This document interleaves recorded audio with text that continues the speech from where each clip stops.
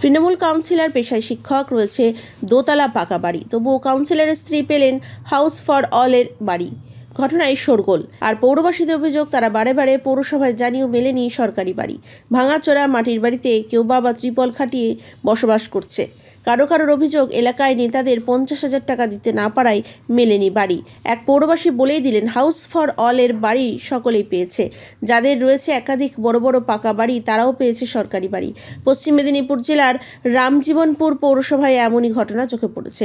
রামজীবনপুর পৌরসভার 4 নম্বর ওয়ার্ডের তৃণমূল কাউন্সিলর শম্ভু দাস পেশায় একজন স্কুল শিক্ষক। শম্ভু দাসের রয়েছে একটি বিশাল দোতলা পাকা বাড়ি, তবুও শম্ভু দাসের স্ত্রী মনীষা দাস পেয়েছে হাউস ফর অল এর বাড়ি। ইতিমধ্যে সেই বাড়ির কাজও শুরু হয়েছে, আর এই নিয়ে শুরু হয়েছে শোরগোল। প্রশ্ন উঠেছে, পৌর এলাকায় এখনো বহু মানুষ গৃহহীন হয়ে পড়ে রয়েছেন। যাদের ভাঙাচোরা মাটির বাড়িতে বসবাস করতে হচ্ছে, তাদের এখনো বাড়ি মেলেনি। কিন্তু তৃণমূল কাউন্সিলরের বাড়ি থাকা সত্ত্বেও কিভাবে তাদের বাড়ি মিলল? ঘটনায় শাসক দল তৃণমূলকে তীব্র কটাক্ষ করেছে বিজেপি নেতৃত্ব দাবি, যারা বাড়ি পাওয়ার যোগ্য তারা বাড়ি পায়নি, বাড়ি পাচ্ছে শুধু তৃণমূলের নেতারাই। এমনকি বহু আগের সরকারি বাড়ি নিয়ে দুর্নীতির অভিযোগ তুলে পৌরসভা ও বিভিন্ন প্রশাসনিক দপ্তরে জানিয়েছেন, কিন্তু কাজ কিছুই হয়নি বলে বিজেপির অভিযোগ। তবে যাই হোক, সরকারি এই বাড়ি পৌর এলাকার বহু বাসিন্দা এখনো পায়নি। তবে এই নিয়ে তৃণমূল নেতাদের বিরুদ্ধেই একাধিক দুর্নীতির অভিযোগ তুলেছে পৌরবাসী। তবে এই দুর্নীতির অভিযোগ নিয়ে সাফাই দিয়েছেন পৌরসভার চেয়ারম্যান কল্যাণ তিওয়ারি। কি বলেছেন শোনাবো আপনাদের। বিরোধীরা যেটা বলছে, এটা বিরোধীদের চক্রান্ত, বিরোধীরা বলেই থাকে। হাউস ফর অলের রামজীবনপুর পৌরসভায় প্রায় 3600 বাড়ি হচ্ছে।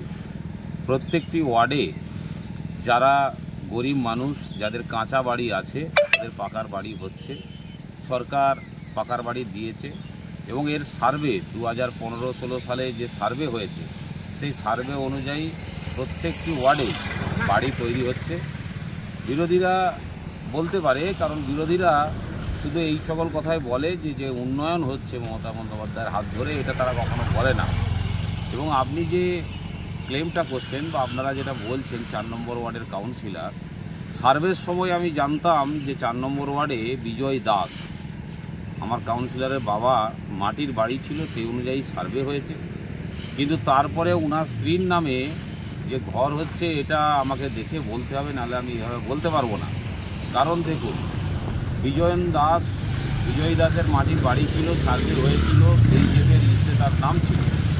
আর আমার আমলে মানুষ বাড়ি পায়নি, এবং আমার এই বোর্ডে আমরা 605টা বাড়ি ফেরত করেছি, মানুষ নিতে পারেনি, কারণ তাদের বাড়ির প্রয়োজন থাকেনি। একটি ফ্যামিলিতে 3 ভাই, দেখা যাচ্ছে তার বাবার বাড়ি হয়েছে, 2 ভাইয়ের বাড়ি হয়েছে, বাবার বাড়িটা একজন পেয়ে গেছে, ফলে একটা বাড়ির প্রয়োজন হয়নি। বাড়ি পায়নি এমন যদি কোনো ব্যক্তি থাকে, এরপরে পশ্চিমবঙ্গ সরকার এবং মাননীয় মুখ্যমন্ত্রী মমতা বন্দ্যোপাধ্যায় যেটা বলেছেন যে কারোর ছাদ থাকবে না, এমন হবে না। আমার অভিযোগ, আমি এতদিন ধরে এই 5 বছর হয়ে গেল, 6 বছর একইভাবে এই বাড়িতেই পড়ে রয়েছি।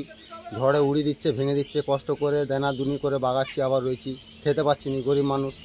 চেয়ারম্যান আমাদের পার্টির লোককে বলছি যে আমার বাড়ি দেন, হ্যাঁ, তারা কোনো মতে কোনো গ্রাহ্য করছে না, খালি শুনছে, শুনে রেখে দিচ্ছে।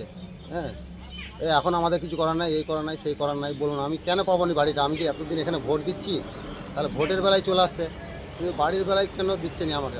জানেন যাদের বাড়ি আছে তারা বাড়ি পাচ্ছে, যার বাড়ি আছে সবারই দেখতে পাচ্ছি তো, যাদের বাড়ি আছে পাকা বাড়ি অলরেডি 2টো করে, তারা আরও পাচ্ছে, বাড়ির উপরে বাড়ি পাচ্ছে, কিন্তু আমিই পাচ্ছি না।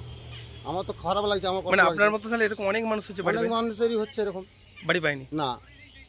কি মনে হচ্ছে আপনারা পাচ্ছেন? আমি বুঝতে পারছি না, ওরা তো কিছু বলছে না, কোনো আশ্বাস দিচ্ছে না।